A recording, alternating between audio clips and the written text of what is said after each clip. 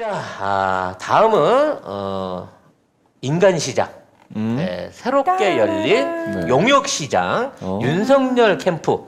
네, 뭐 다 받아요. 네. 사람이라고 생긴 건 어디다 쓸지도 모르면서 지금 다 받고 있는 윤석열 캠프의 참신한 인재 영입 상황에 대해서 좀 얘기를 해보겠습니다. 그 전에 잠깐 얘기하자면 윤석열도 지금 LH 지금 투기 의혹이나 여당의 투기 의혹 그때 발표한 거 있잖아요. 그때는 특검하자고 했어요, 윤석열이. 근데 지금은 입을 싹 쳐 닫고 있습니다. 공정 좋아하시네. 네, 원래 없는 건 줄 알았는데 없는 건 줄 알았는데도 선택적 공정입니다. 네. 아무튼 이런 상황 하에서 이제 새롭게 네. 제가 보기엔 이제 윤석열 앞으로 대변이나 미디어 본부장을 할 인재입니다. 네. 이 사람이 진짜 이진숙 전 MBC 사장, 대전 MBC 사장이 네, 여기에 영입이 됐습니다. 좀 잘 아시죠, 문하나? 업계에 소문이 파다한 분이 아니에요, 이분? 진짜 난 이분 더 레전드인데 이 사람. 이 사람은 일단 경력부터가 허위야. 자기가 종군 기자라고 얼마나 자기를 메이킹하면서 다녔어요, 실제로. 네. 예. 근데 종군 기자인데 항상 미군 뒤에 서 있었어요. 네. 굉장히 뭐랄까 보호받는 종군 기자였지. 네. 원래 종군 기자면 상대방 측도 좀 가서 만나고 뭐 이래야 되는 거 아니야? 그런 거 없죠. 뭐. 그런 게 근데 어딨어. 밤에 몰래 포격하고 있는데 그 뒤에서 배경으로 사진 찍었는데 마치 혼자 다 한 본인이 것처럼. 다 한 것처럼 그렇게. 네. 정말 이렇게 쓰레기들만 한 캠프 안에 모으기도 참 쉽지 않은데 예. 이게 후보부터 시작해가지고 끼리끼리 모인다고 그 캠프는 그냥 전체를 싹 들어다가 일본이나 이런 쪽으로 옮겨주고 싶네요. 자, 이 사람은 일단 MBC 기자였고요. 그 다음에 뭐 전문 기자로 뭐 이름을 알렸다고 하는데, 그리고 세월호 참사 당시에 MBC 보도본부장을 지냈습니다. 이게 컸죠, 이게. 예, 보도본부장으로 그 세월호 그 보도들 다 말아먹었고, 그 다음에 당시에 지금 언론노조 MBC 본부로부터 세월호 보도 참사의 핵심 당사자로 지목이 됐습니다. 그 다음에 MBC 사장, 대전 MBC 사장을 갔거든요. 거기서 이제 노조한테 퇴진운동을 증명했는데, 요거를 해임 주주총회 앞두고 사임을 하면서 자기가 그냥 나가버린 거죠. 그리고 자유한국당 들어갔어요. 그래서 노조 탄압이라고 하니까 이거는 다르게 해석될 수 있는 부분이다 이러면서 계속 넘어갔단 말이에요. 자, 무슨 일이 있었나?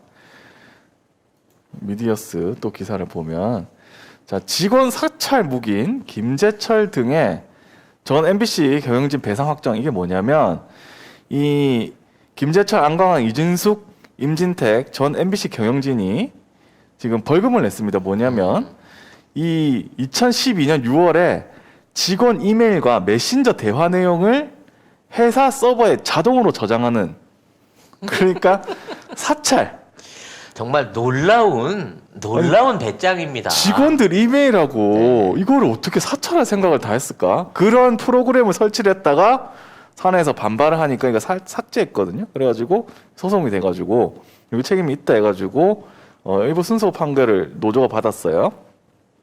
자, 그리고 이 사람이 MBC, 그러니까 낙하산 타고 이제 대전에 왔습니다. 대전 MBC 사장으로 왔는데, 이때 대전 MBC 기자들 사이에는 알자지라 대전 지사가 됐다.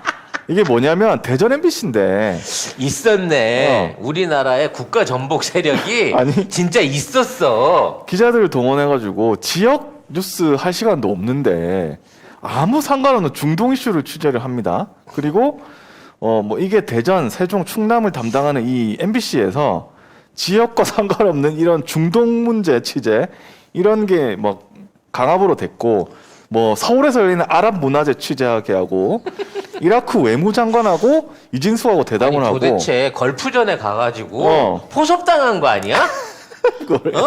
그래서 무사히 갔다 온 거 아니야 지금? 거기다가 이진수 사장이 직접 이집트 대통령하고 인터뷰를 합니다. 그래서 당시에 뭐 다양한 NGO 목소리, 가불 오토텍 사태, 이런 지역 이슈가 다 싸그리 무시됐어요. 그래서 이게 사유화됐다 하면서 노조가 일어납니다. 그리고 여기에 카미라 기자를 기자로 총칭을 안 하고 기자 타이틀을 뺏어버려요. 이게 10중 8구 네. 도쿄도지사 고이케하고 친구입니다. 이거. 아, 그리고 사장이 아이템 하나하나까지 다 간섭을 합니다. 시사회를 빙자해가지고 사장이 이렇게 하면 경영하고 그 보도는 분리가 돼야 되거든요. 근데 중요한 건 이 사람 이력을 아는 게 중요하지 않아. 네. 그만큼 쓰레기고 지금 처벌받지 않은 쓰레기고 꼭 치워야 될 쓰레기인 건데 그게 지금 윤석열 캠프로 합류를 했습니다. 그러면 사실 지금 언론 무슨 법을 통과시키려 만회하면서 지금 언론 노조가 지금 반발을 하고 있거든요. 얘가 생각하는 공정 언론이란 게 어떤 건지를 그냥 보여주는 거 아니에요? 언론 노조는 지금 윤석열 캠프 안에서 앞에서 1인 시위 해야 돼요. 아니 이런 사람을 캠프에 둔다고? 이런 니들은- 사람으로 아이고야, 이런 진짜. 사람으로 언론 특보를 하면서 이 사람이 윤석열의 얼굴을 대신해서 나가가지고 대변인으로 기자들 앞에서 인터뷰할 때 거기 좋은 기사를 받을 수 있을 거라고 생각하고 이런 놈들을 집어넣는 그러니까 언론 건가? 중재법을 반대해야 될 게 아니라 이런 쓰레기를 반대를 해야 되는 겁니다. 언론 노조에서는 지금 뭐 하고 있어요? 지금 언론 중재법 개정안 그거 반대한다고 국회 앞에서 1인 시위를 하고 있지 않습니까? 여기서 시위를 하라고 윤석열 캠프에서 왜 이진수까지 쓰레기 같은 애를 캠프에 두었냐고. 근데 어? 이걸 비난할 게 아니라 칭찬합시다.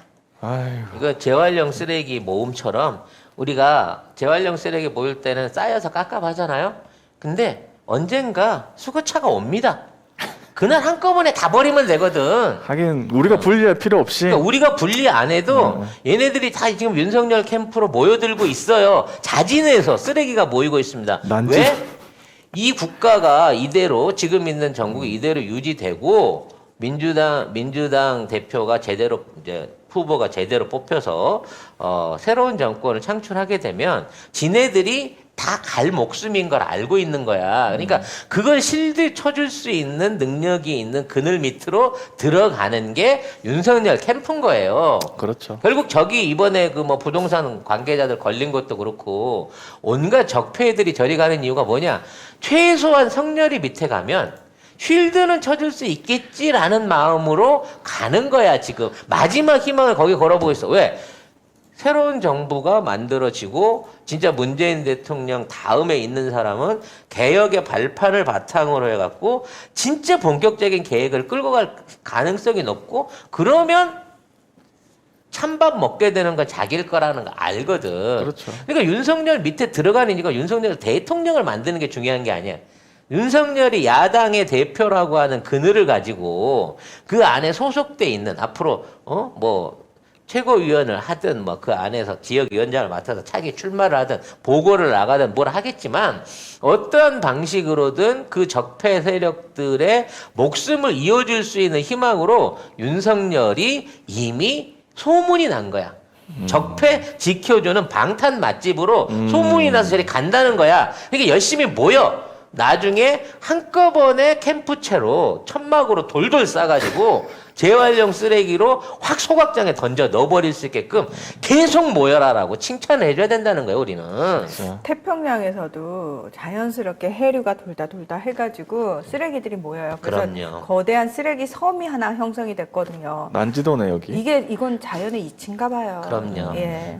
뭐든지 끼리끼리 모이게 돼 있어요. 신기해. 네, 결이 안 맞으면 이게 결코 접촉이 안 됩니다.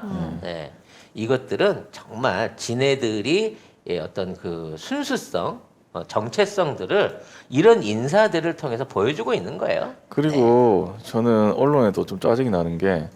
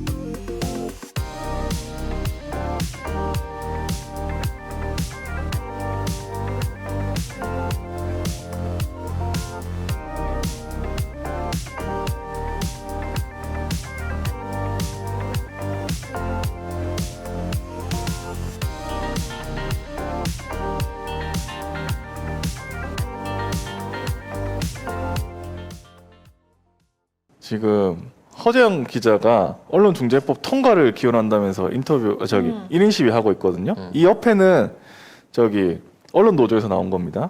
이거는 반대한다는 거예요. 근데 기사는 여기만 나요. 허재영 그렇지. 기자는 안 나요.